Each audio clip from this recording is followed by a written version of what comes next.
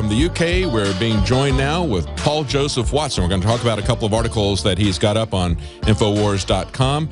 Smart streetlights to track everything we do all the time. You can believe that because now CBS News is reporting it. And also, can a slave ever truly understand freedom? A man who escaped from a North Korean death camp now wants to return. So we're going to talk to Paul Joseph Watson about that. Welcome, Paul. How are you? David, good to be back. It's good to have you on here. You had a interesting article here, and it was very interesting to hear what they had to say. Of course, Alex has been talking about this. Infowars has been talking about this for a long time, but now we see that the mainstream media doesn't want to ignore this anymore, do they?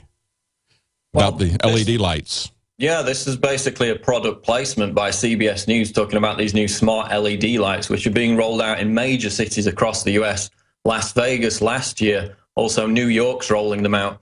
And basically, they touted the environmental benefits of saving energy, saving money with these new LED lights. They kind of gave some token credence to the privacy concerns while skirting around them. And basically, the CBS anchor says that these new smart streetlights, which, as you said, we reported years ago through IntelliStreets, which is a different company introducing them, will have the ability eventually to track everything we do all the time. Because what they don't tell you in this CBS News report is the fact that they can record and store actual conversations. You're walking down the street, the streetlight picks up your conversation, stores it, no doubt, in an NSA database. That's what they didn't tell you in the CBS report, but it was basically a product placement for these new spying systems masquerading as lights. Let's play a little bit of that report here. It's a little bit too long for us to play the entire part of it, but let's play a little bit of that report from CBS this morning. Should you find yourself in Terminal B at Newark Airport, look up.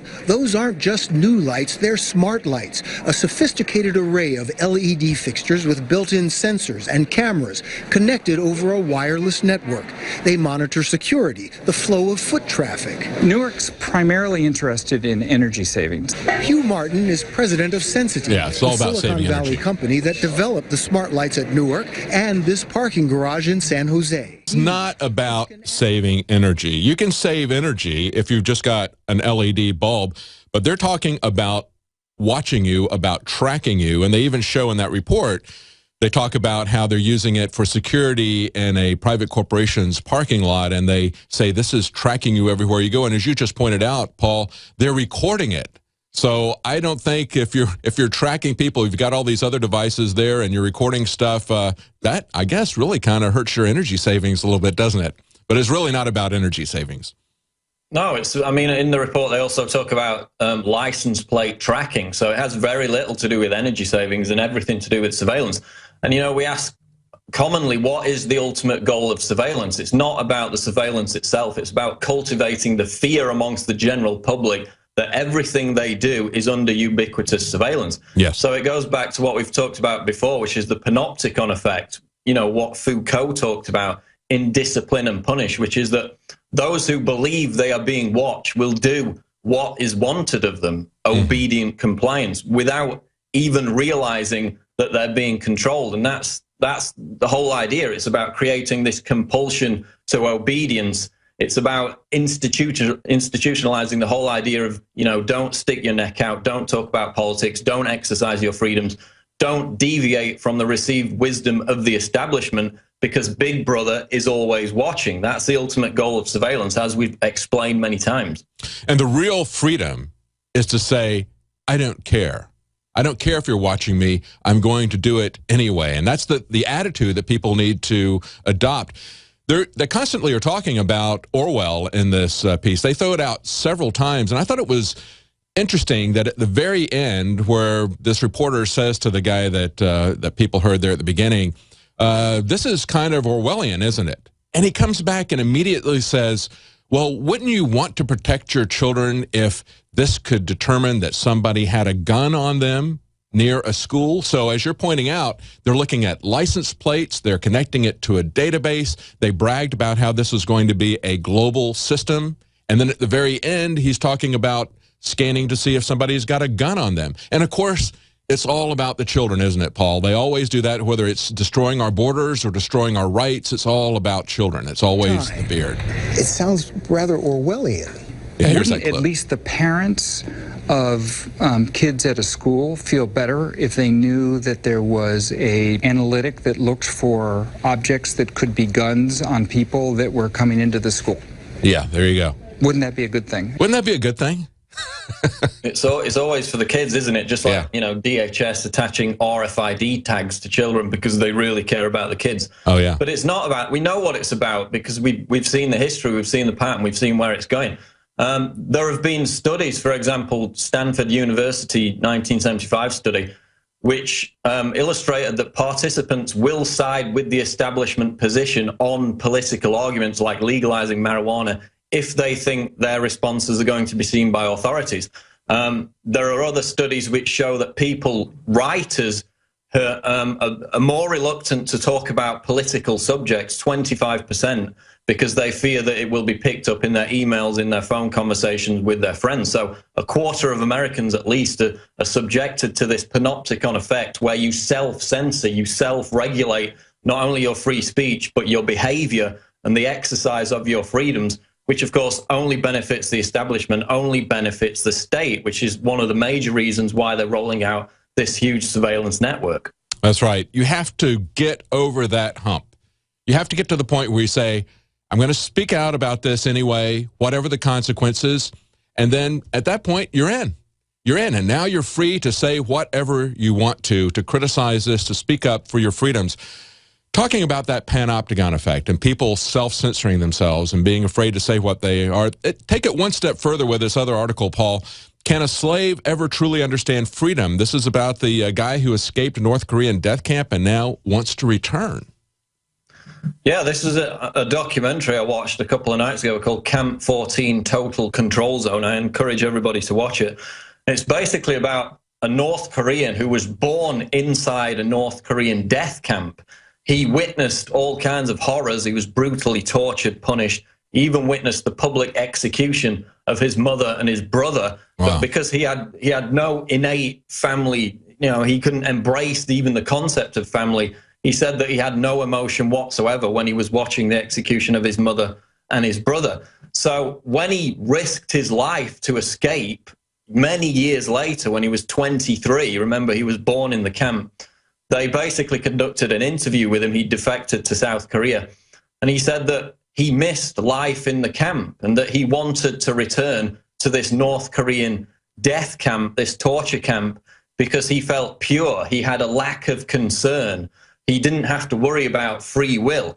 So again, as I point out in the article, it speaks to this idea of, you know, statism in its most undiluted expression, which is the ability to induce this potent form of Stockholm syndrome, where the slave has the need to express free will or even think about free will completely eliminated. So even though he's being tortured every day, he's witnessing all these horrors, he moves to South Korea, relative freedom in comparison, and yet he wants to return to the death camp, which is why I asked in the headline, you know, can a slave ever truly understand freedom? Because if you're born into it, then what does freedom represent to you? So I made the comparison.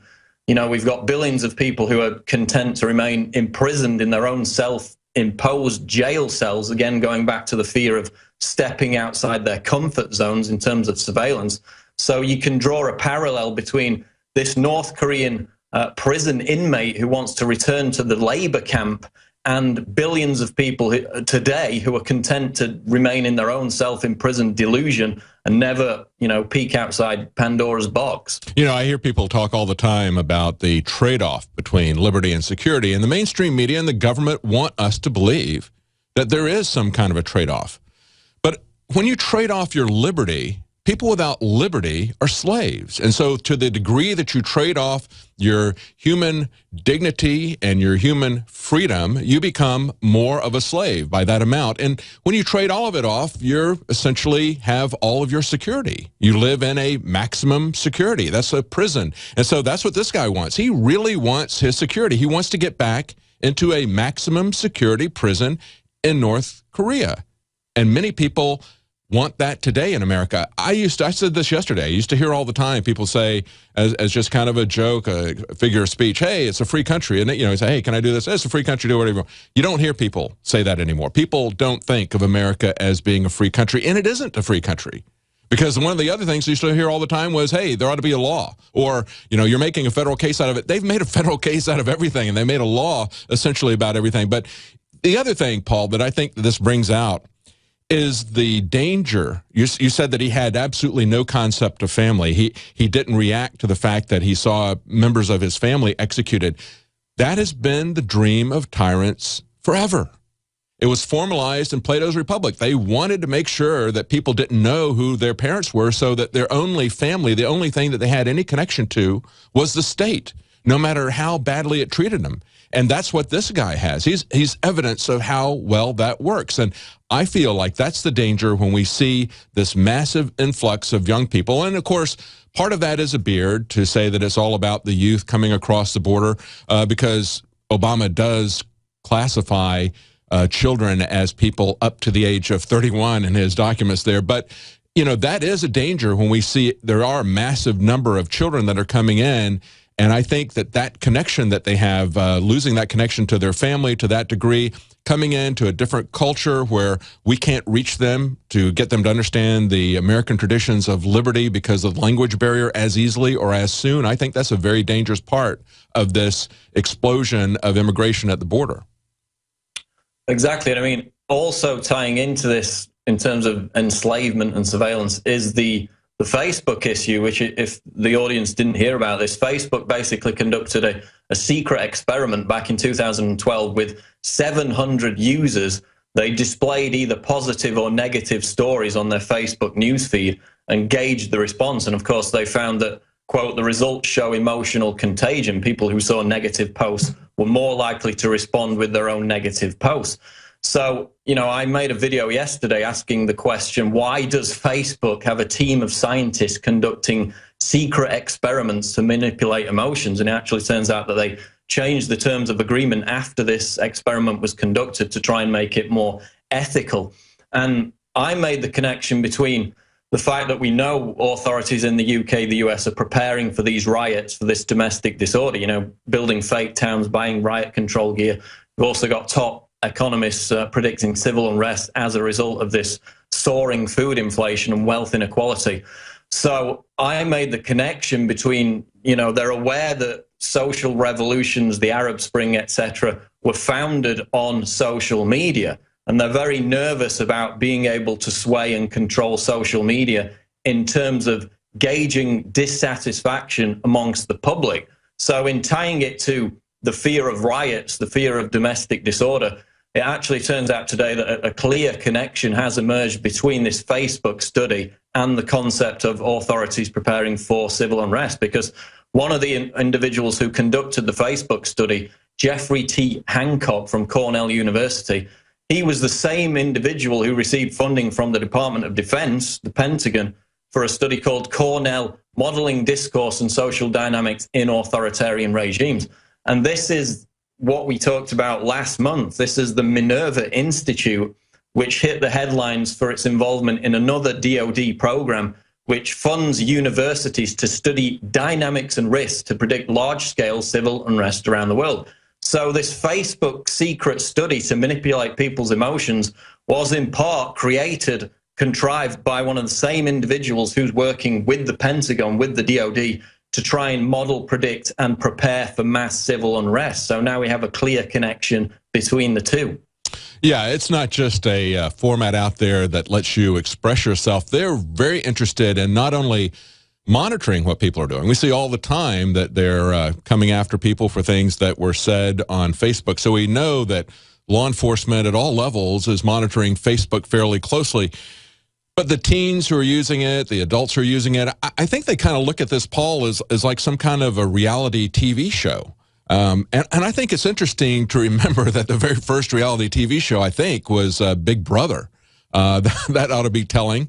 But they look at this and say, well, you know, I guess I can become a celebrity like the people that were on Big Brother if I just expose my life and put all this stuff out there. But as you pointed out, they're using things to manipulate people. They're finding a way that they can manipulate people. There was, in the New York Times article about this, there was a tweet from a privacy activist, Lauren Weinstein. She says, I wonder if Facebook killed anyone with their emotional manipulation stunt. At their scale, and with depressed people out there, it's possible.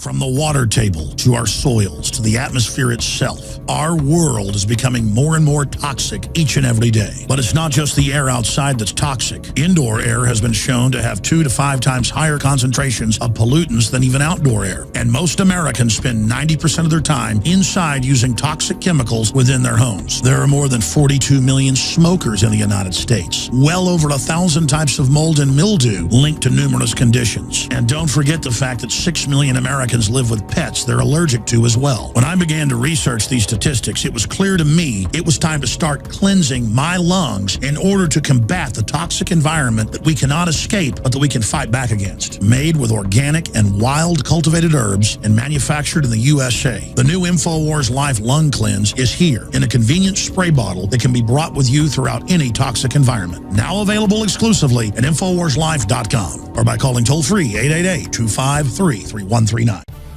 Hey, now you can watch the Alex Jones Show live as it happens at Infowars.com/show.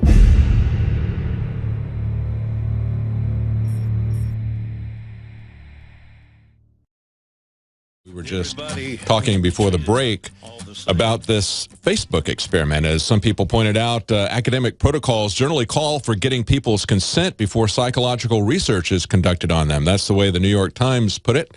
Other people said doing psychological testing on people crosses the line. And, of course, that's what they were doing. They were doing psychological testing, trying to change people's moods from being positive to being negative or make them depressed. And, of course, they found that they were able to do that. See, Facebook is not just about monitoring you. It's also about controlling you, just like the media. They're not trying to get people in this experiment to purchase a particular product. They're trying to make them depressed or make them happy. And they were successful in doing that, weren't they, Paul? They were. The results show that they could manipulate people's moods because the people who saw negative posts then posted their own negative items. And again, it's been linked to this same individual who's helping the Pentagon prepare for large-scale civil unrest around the world. So obviously it indicates that they're preparing to use Facebook and other social media to gauge dissatisfaction amongst the public in the hope that they can then manipulate it in order to achieve their own ends, which is obviously to keep people pacified in times of civil unrest or emergency. Yeah, the Minerva Project, yes. And I also find it very alarming that we see that the conditions that were laid down back in the 80s and back in 1984 by Oliver North and Rex 84, as well as Operation Garden Plot, we see that those conditions that they were laying down, like massive collapse of the border, a massive economic collapse, we see them creating those situations right now. As you've been pointing out for a number of years, we see in their purchases that they're militarizing the police, but they're also accumulating vast amounts of ammunition and military vehicles. In every way, they're monitoring and preparing and even initiating a massive economic collapse. Exactly, that they're preparing for civil unrest. Whether it arrives or not remains to be seen, but they're gearing up for it. Also, if you remember back in, I think it was 2007, quite a while ago now, we got a number of pastors who approached us and said that they were part of a FEMA program, which was based around pacifying populations in the event of emergencies or civil unrest. They actually were training the pastors to go out and tell their congregation to, quote, obey government in these times of chaos or disorder. So these programs, as he said, they go back decades. And again, with Garden Plot and what came out from Oliver North, immigration, a crisis, an influx of immigrants from across the border was one of the examples they gave in which they may be forced to use internment camps to keep people in prison. So we've had a history of these programs being revealed, and now we've got them gaming social media to try and influence people's emotions. And the shocking thing is that there is a connection to these preparations for civil unrest, and we're going to have an article on Infowars.com about this very shortly. And of course, we keep hearing from them that it's not a crisis, it's an opportunity. We hear that not only from Pelosi, but we hear it from high-ranking leaders within the GOP. In the short time that we've got, I thought it was interesting, and I wanted to get your take on this. Glenn Greenwald was going to release a large list of people that the NSA had been spying on that they came across in the Snowden documents. He was going to release that at midnight last night. And he backed off, saying that he's been given some new information from the government that he has to consider about that. Everything we said came true. Everything we've done's been right. Welcome back to the Alex Jones Show. I'm David Knight here in Austin. I'm your host today, but I'm joined at the moment with Paul Joseph Watson from the UK. We've been talking about his articles up on Infowars.com. One of them is CBS News, and Charlie Rose essentially bragging to the public now about how wonderful these smart streetlights are, that they can track everything we do all the time. But don't worry, it's all about saving energy. But they keep throwing in these references to Orwell, talking about isn't this Orwellian? They mentioned that several times in it. They talk about how they've got a global network. They talk about how they're going to be able to use it to protect the children at school, because they're also going to be able to not just track your movements, not just read your license plate, but they're going to be able to determine if somebody's got a gun on them. That's what these street lights are capable of. And as Paul mentioned, it's already come out that these streetlights are capable of recording and storing phone conversations. It really is a panopticon, isn't it, Paul? Well, precisely. And of course, the interest in all this was, rejuvenated last year by the Snowden revelations. As you mentioned before the break now, Greenwald is saying that he had this big revelation coming whereby we would learn exactly what organizations and individuals the NSA was spying on directly. Now he's delayed it after announcing that it would be released at midnight last night, because he says the United States government suddenly began making new last-minute claims which we intend to investigate before publishing, which is surprising because if you read his book, the same thing happened on numerous occasions. Right before a new Snowden revelation was due to be released, the US government tried to put pressure on not only Greenwald, but also the Guardian newspaper not to release that story. So, he defied them then. He refused to listen to anything they had to say, but now he's apparently listened to their concerns and has delayed the story. There's also another aspect to it, which is that, and this is on Infowars.com today, the leak whistleblower website Cryptome.org has announced that they're going to release all the Snowden documents later this month, quote, in order to avert a war. So, of course, whereas Greenwald has been doling them out one by one slowly, which is probably the best method to keep it in the news, Cryptome has announced that they're set to release all the Snowden documents in one huge data dump. So that will satisfy some of the people who have called for that, but also will kind of derail it being in the news constantly by Greenwald's preferred method of doling them out. Well, and of course, you can look at that any number of ways. I mean, personally, I want to see them all come out. I think we're perfectly capable of having a crowdsourced investigation, and I think a lot of people have been uncomfortable with the way they've been doled out to keep it in the news as to promote his book or whatever. And so I welcome the fact that they will come out. I'm kind of concerned about Cryptome. I hope that they're not going to get shut down by talking about this earlier. But I think the danger of putting these, I mean, you can say, you can make a case on either side of this. You can say that it keeps it in the news, but the other thing that you could say is that perhaps by pulling it out one piece at a time, maybe it's getting people too accustomed to it. Maybe if it was a giant shock all at once. So hopefully there's a lot of stuff here that's going to shock people. I was looking forward to this leak because I thought that finally some of these people who may be surprised that they are being watched might get galvanized to take action rather than sit on the sidelines. What you were just talking about before, the panopticon effect of trying to intimidate people to not say anything. Hey, if you know that your name's on the list, go for it.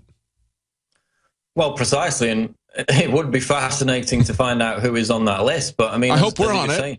I hope we're on it. I'd be disappointed if we're not on it, wouldn't you? I mean, in some fashion, I would hope that we were on it, whether they were just monitoring our content or, Alex individually or whoever. I would hope that we were on it because it's a kind of badge of honor. Like you said, once you get past the point of fear, it's like I don't care if you're watching me. You know, that's right. If you're over the target and then you're taking flag, then that's all well and good. But yeah, right. if they dump the whole document, there are going to be 1,000 different writers and researchers, me included, who are going to be digging into it for new stories. So it's an information war, isn't it, Paul? It's an information war, and once you get past your first battle, it's like a real war. You're in it at that point. You are watching the best of the Alex Jones Show, weekdays from 11 a.m. to 2 p.m. Central. Watch live at Infowars.com/show or become a member of InfoWarsNews.com and help us take resistance to the next level.